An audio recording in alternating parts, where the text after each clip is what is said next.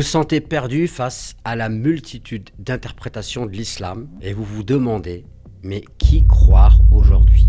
Et avec les réseaux sociaux, cette pluralité d'interprétations, eh bien, on la prend encore plus dans la figure. Donc cette question, elle est encore plus légitime qu'avant. Dans un contexte où les discours sur la religion, ils sont souvent divers mais contradictoires et même ils s'opposent de manière violente. Cette vidéo, je l'ai conçue pour vous aider à naviguer dans cette complexité. Je vais vous fournir des outils pour développer une compréhension personnelle et éclairée de votre foi.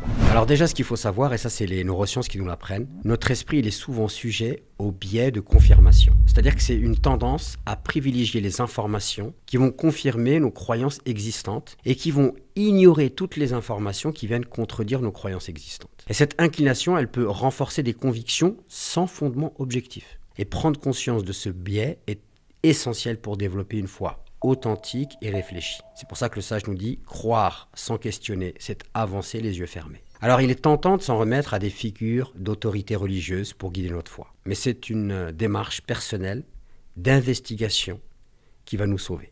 Parce que s'en remettre à quelqu'un, quelque part, c'est ne pas utiliser l'un des outils les plus précieux que Dieu nous a donné, à savoir la raison. La vérité, c'est que ce que l'on croit n'est pas forcément une vérité.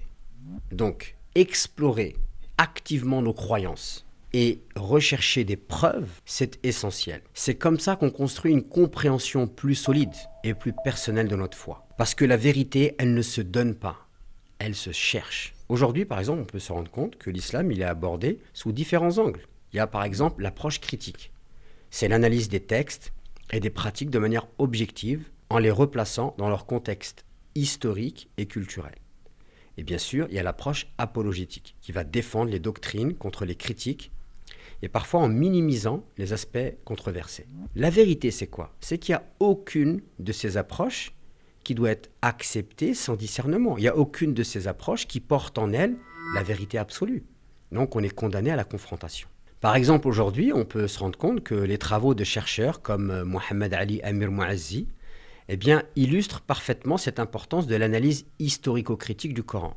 Parce que ça met en lumière la nécessité d'une lecture contextualisée des textes sacrés. Entre critique et défense, la réalité c'est que l'équilibre, c'est la clé de la compréhension. Si on se focalise uniquement sur l'analyse des textes sacrés, à savoir Coran et Hadith, on va s'apercevoir qu'il y a différentes méthodologies qui sont adoptées. Il y a l'approche idéologique qui va utiliser les textes pour soutenir une idéologie spécifique, et ça peut conduire à des lectures biaisées, même si aussi ça peut permettre aux musulmans de se réunir autour d'une doctrine. Il y a l'approche théologique qui va chercher à comprendre les textes en fonction des doctrines établies, parfois aussi en les adaptant au contexte contemporain, c'est-à-dire penser les textes en fonction du contexte. Et ça, c'est très important, notamment pour les musulmans qui vivent en Occident. Puis il y a aussi l'approche des islamologues qui va utiliser des méthodes académiques pour analyser les textes en tenant compte de leur contexte de révélation et de leur évolution. Si on prend l'exemple d'un penseur qui est très controversé, un penseur égyptien qui s'appelle Nasr Hamid Abu Zayd. Il a souligné l'importance de considérer le Coran comme un discours vivant qui nécessite une interprétation contextualisée. Parce que lire les textes avec discernement, c'est entendre leur véritable écho. Et aujourd'hui, très souvent, les musulmans sont enfermés dans une lecture figée.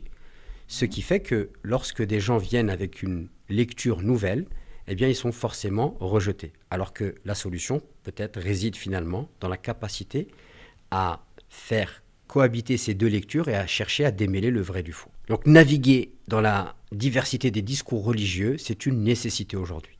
Et ça demande une prise en compte de ses propres biais cognitifs. Ça demande une volonté d'investigation personnelle, une ouverture aux différentes perspectives et une compréhension des diverses méthodologies d'interprétation.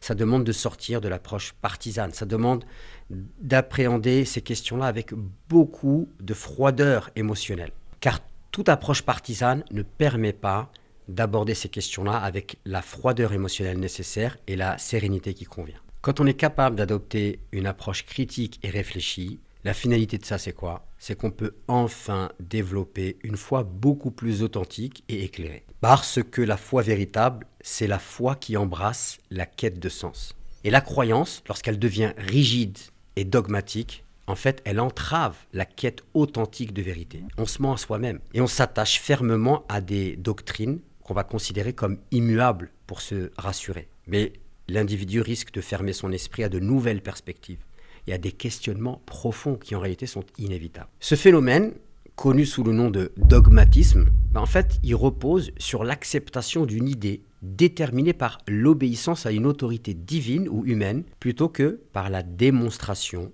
de son fondement rationnel. Donc le dogmatisme, qui est un poison, il peut conduire à une stagnation intellectuelle qu'on peut constater aujourd'hui, où la remise en question est perçue comme une menace plutôt que comme une opportunité d'apprentissage. Quand on veut adopter une posture de recherche, ça implique forcément de reconnaître la possibilité que ce à quoi on croit actuellement peut être incomplet, voire même erroné. Et accepter l'incertitude, c'est ça qui est très inconfortable. Mais c'est ça en vérité qui est le véritable moteur de la découverte et de l'enrichissement personnel. Alors ça arrive souvent, lorsqu'on veut cultiver une posture de recherche, de ressentir une profonde solitude, lorsqu'on remet en question ce qui est accepté par tout le monde et ce qu'on nous a enseigné depuis notre tendre enfance. Et quand on ressent ce sentiment d'isolement, ça peut être très accablant. On a l'impression qu'on est dans une perdition, qu'on est dans un océan d'incertitude. Ça crée de la confusion. Pourtant, c'est important de comprendre que cette solitude, elle est partagée par tous les chercheurs de vérité. Imaginez un pèlerin solitaire qui traverse un désert aride et chaque pas en fait qu'il fait, ça soulève de la poussière. Le soleil lui brûle les épaules. Il avance guidé par une soif. Et malgré les mirages et les tempêtes de sable qui essayent de le détourner de son chemin, il continue. Et vous savez quoi, ce pèlerin, c'est vous. Et bien que le voyage, c'est clair, il est éprouvant, chaque pas en fait, vous rapproche d'une oasis de clarté et de paix intérieure. Et sachez qu'il y a plein de gens qui ont emprunté ce chemin-là avant vous.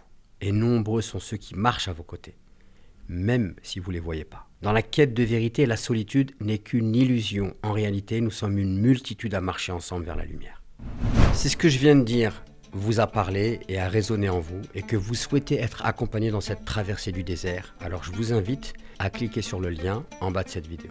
Ensemble, on peut explorer ces questions et travailler à développer une foi éclairée et authentique. Je vous invite également à partager vos réflexions dans les commentaires, comme ça on pourra continuer le débat sur cette question. Si cette vidéo vous a parlé, je vous invite à la liker, à vous abonner à cette chaîne et à la partager. Et je vous dis à très vite pour de nouvelles vidéos.